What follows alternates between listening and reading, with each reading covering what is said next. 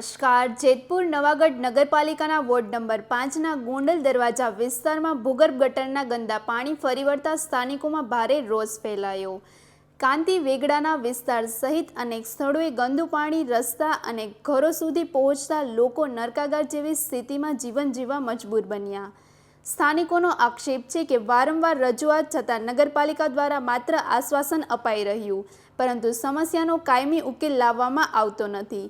નિયમિત ટેક્સ વસૂલતી પાલિકા પ્રાથમિક સુવિધા આપવામાં નિષ્ફળ ગઈ હોવાના આક્ષેપો વચ્ચે હવે સ્થાનિકોમાં તંત્ર સામે ભારે આક્રોશ જોવા મળી રહ્યો.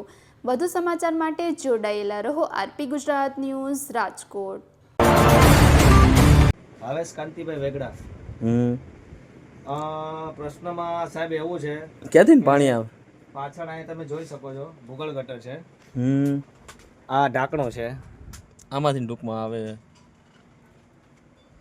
હવે મારું શું,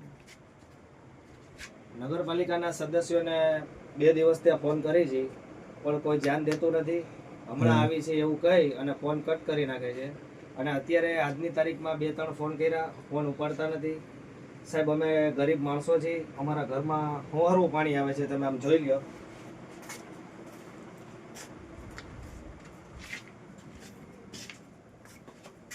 અહીંથી નીચેથી ને આવે ને.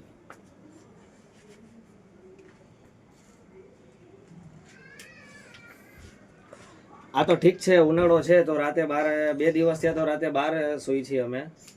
શિયાળા જેવી પરિસ્થિતિ હોય તો સામાન્ય માણસ આમાં ક્યાં જાય? ઘરમાં સૂઈ નથી શકતા. અને નગરપાલિકાના ચૂંટાયેલા સદસ્યો જે છે એ કોઈ ધ્યાન દેતા નથી. વારંવાર ફોન કર્યા છે પણ હવે ફોને ઉપાડતા નથી. મારી નગરપાલિકાના સદસ્યોને નમ્ર અપીલ છે કે જલ્દીથી જલ્દી તમારા કર્મચારીને મોકલો અને અમારા કામનું નિવારણ લાવો. Audio